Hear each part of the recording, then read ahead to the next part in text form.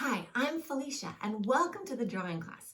Today we're drawing a globe, but hold on, because I'm also going to show you a couple other ways to be a little bit more creative.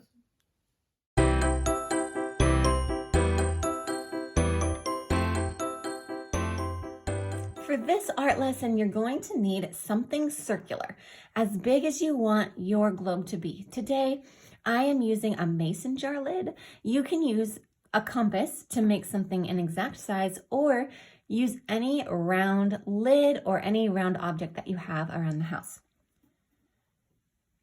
You'll also need a straight edge. Now this can be a ruler or even the side of a piece of paper or cardboard, anything that will work for a straight edge for you. So let's start here in the middle with our circle. A globe, as you know, is a circle because our world is round. So we're going to take our pencil and put the circle wherever on your paper you would like your globe to be, and then go ahead and trace around it.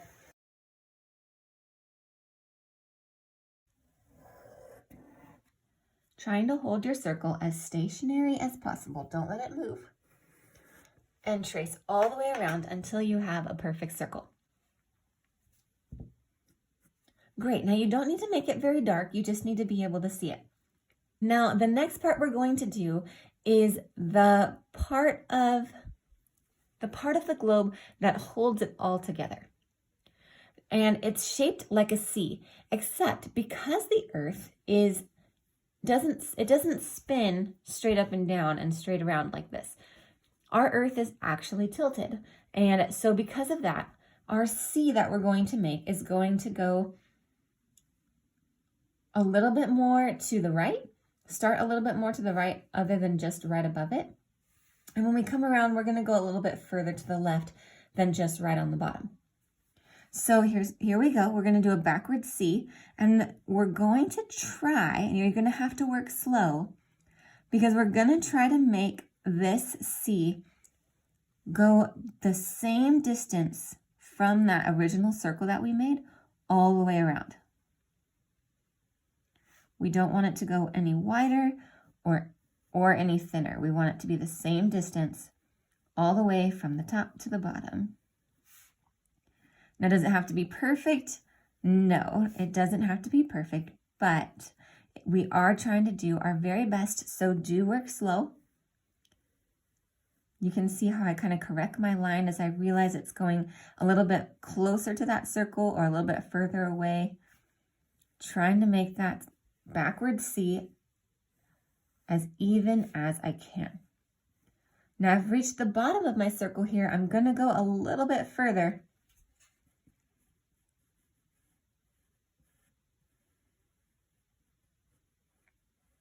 Until we get to this left side. Great. That is the hardest part of this globe. Now what we're going to do now is thicken this up so that it's a nice solid object, a piece of metal that's holding this globe all together and making sure it stays so that we can spin it, right? So our artist's representation of that is just going to be to make this a little bit thicker. So I'll draw a line out, and then I'm just going to draw another parallel C line that goes back the other way. Now again, you're going to have to work slow because this one's even closer to that line, and we want it to stay the same distance apart. So just do your best and make this line a nice solid object.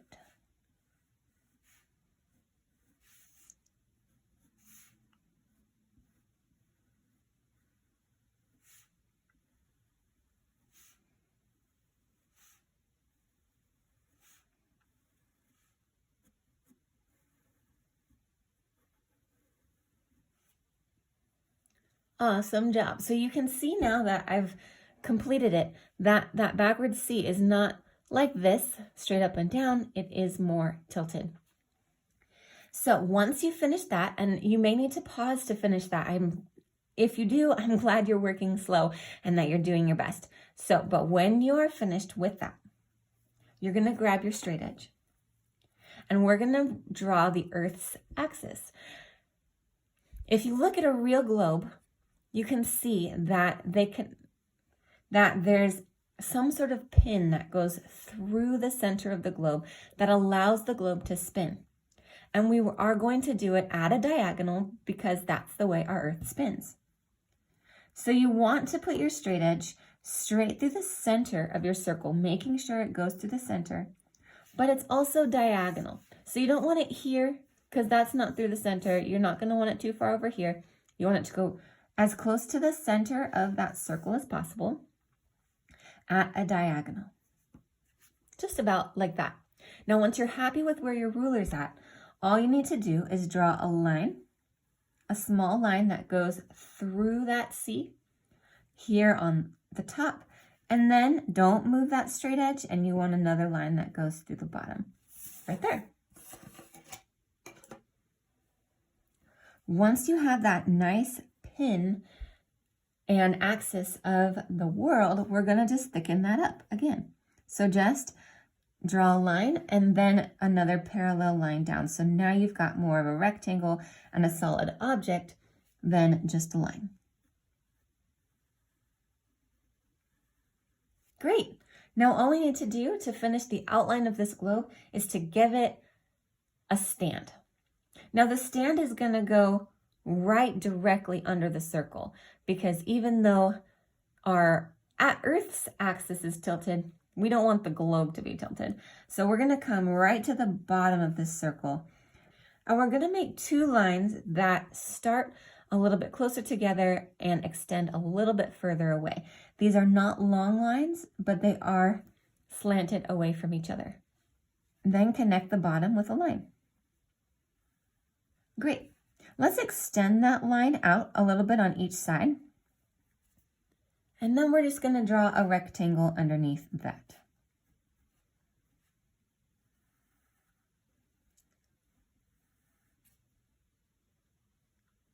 Awesome. We'll do just one more. Extend that line out just a little bit.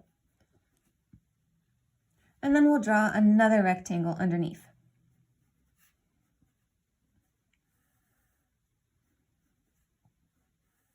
And that is our globe's stand. Now, before I get to how to draw the world, I wanted to show you something. Now, there are 3 ways we can do this world project, and each one is really fun. The first one, if you stick around, I'm going to teach you how to draw this. It's an artist's representation of the basic outline of the different continents of the world. Now, this is the one I'm going to teach you today, and I'm going to show you this particular area of the world because it shows a little bit of each of the different continents. But if where you live is in a different part of the world and you want to draw a different portion of this globe, then you go ahead and draw your own map of your area of the world on this globe. If you do want to draw exactly this, stick around. I will show you how to do this. Now, if you want to take it in a little bit more creative direction, and your teacher says that that's okay, there are 2 other ways we can draw the world. Now, the first is to draw your very favorite place. For me, this is the fjords of Norway, so I drew the fjords here. Yours might be the field behind your house, or a park, or any place where you just love it. Your most favorite part and place in this world. You draw that on your globe. Another creative idea you can take is to draw your very favorite thing. Now, just because my favorite thing is chocolate chip cookies, and mine happened to be a circle, so I made the whole globe a cookie. If your favorite thing is, say, ice cream, and you want the whole world to be made up of ice cream, you could just draw an ice cream cone inside the circle and that would be fine. It doesn't have to be a circular object. Just draw a picture of what you wish the world could be made of in this circle space using the circle part of the globe as your frame.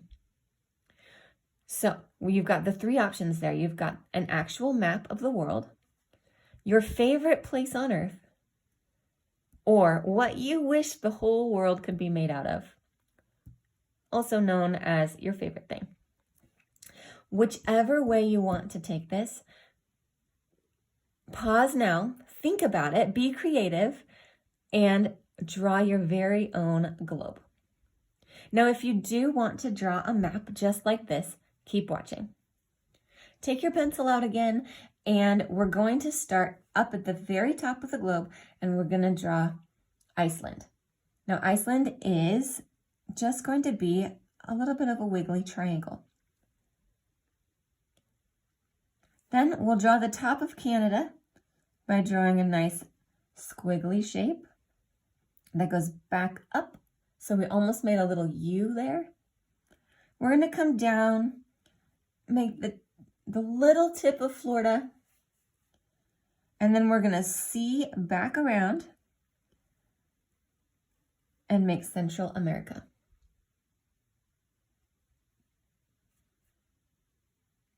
Then we'll bump out and make the outside of South America that bumps back down to the bottom of the world.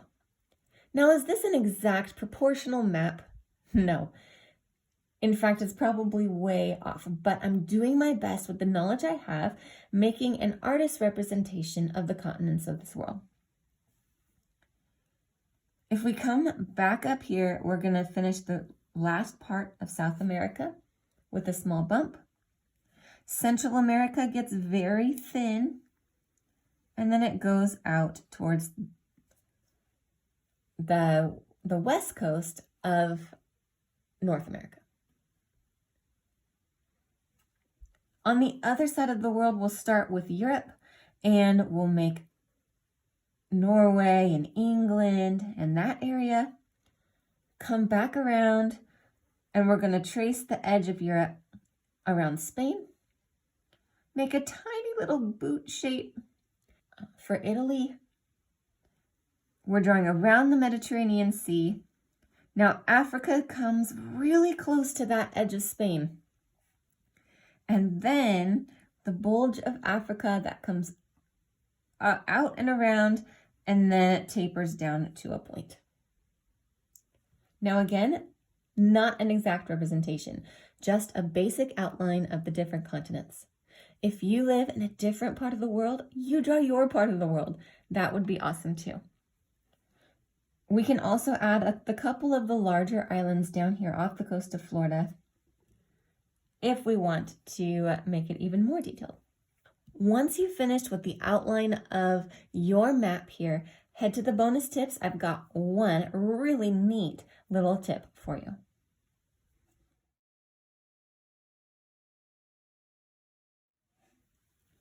Okay, so for the bonus tips, I wanted to show you something. I went ahead and colored this in so that you could see what I was talking about as I was showing you what to do.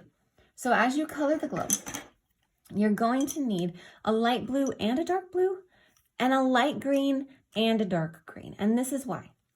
When you're coloring your land masses, your continents, you're going to want to outline it with a nice dark green, and then turn your pencil sideways and color the dark green in tiny circles in towards the center just a little bit.